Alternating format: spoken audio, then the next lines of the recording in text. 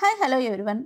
ఈరోజు చాలా easy and tasty చిక్కుడుకాయ ఫ్రైని ఎలా చేయాలో చూద్దాం. ఇప్పుడు ముందుగా వీడియోలో చూపించే విధంగా చిక్కుడుకాయలని ఇలాగా ముక్కలుగా తుంపుకొని ఒక ప్లేట్లోకి తీసుకోవాలి. ఇప్పుడు అదేవిధంగా ఒక మందపాటి ప్యాన్లో తగినంత ఆయిల్ వేసుకోవాలి. ఈ ఫ్రైకి కొద్దిగా ఆయిల్ ఎక్కువగానే పడుతుంది. ఆయిల్ తక్కువగా తీసుకునే వాళ్ళు తగినంత ఆయిల్ వేసుకోవచ్చు.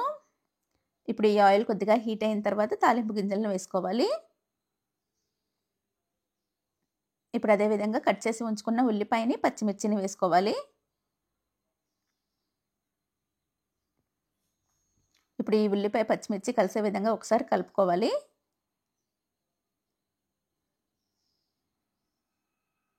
ఇప్పుడు ఈ ఉల్లిపాయ పచ్చిమిర్చి అంతా కొద్దిగా ఎర్రగా వేగేంత వరకు వేయించుకోవాలి.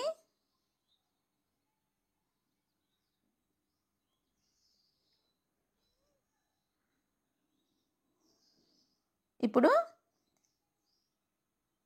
ఈ ఉల్లిపాయ పచ్చిమిర్చి ఎర్రగా వేగింది కాబట్టి చిక్కుడుకాయ ముక్కలను కూడా వేసుకోవచ్చు.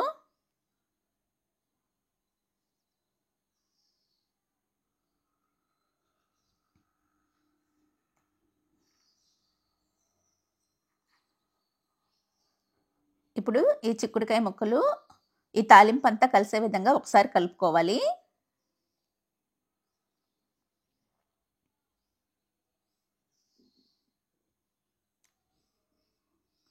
ఇప్పుడు అదేవిధంగా తగినంత పసుపుని తగినంత ఉప్పును కూడా వేసుకోవాలి.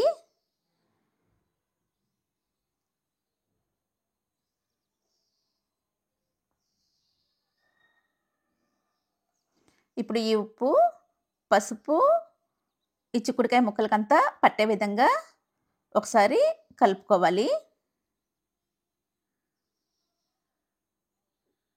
ఈ చిక్కుడుకాయ ఫ్రై పప్పుచారులోకి కాంబినేషన్ సూపర్గా ఉంటుంది. ఈ తాలింపు అంతా బాగా కలిసే విధంగా ఒకసారి కలుపుకోవాలి. ఇప్పుడు మూత పెట్టి ఒక 3 మినిట్స్ వరకు మంటను మీడియం ఫ్లేమ్లో ఉంచి మగ్గించుకోవాలి.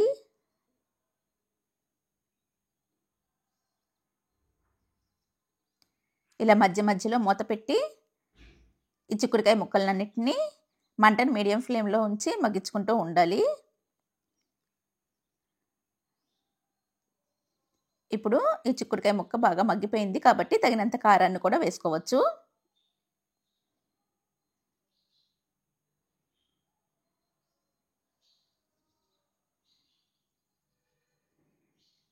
ఇక్కడ మేము ఈ తాలింపులోకి మసాలా కారాన్ని యూజ్ చేస్తున్నాము. ఆల్రెడీ ఉప్పు వేసుకున్నాము. మళ్ళీ ఒకసారి చెక్ చేసుకొని సరిపోకపోతే తగినంత ఉప్పును కూడా వేసుకోవాలి.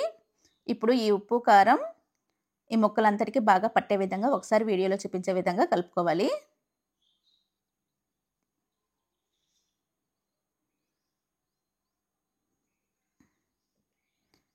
ఈ ముక్కంతా బాగా మగ్గిపోయింది. ఒక 2 మినిట్స్ వరకు మంటని లో ఫ్లేమ్లో ఉంచి ఇప్పుడు మగ్గించుకుంటే సరిపోతుంది.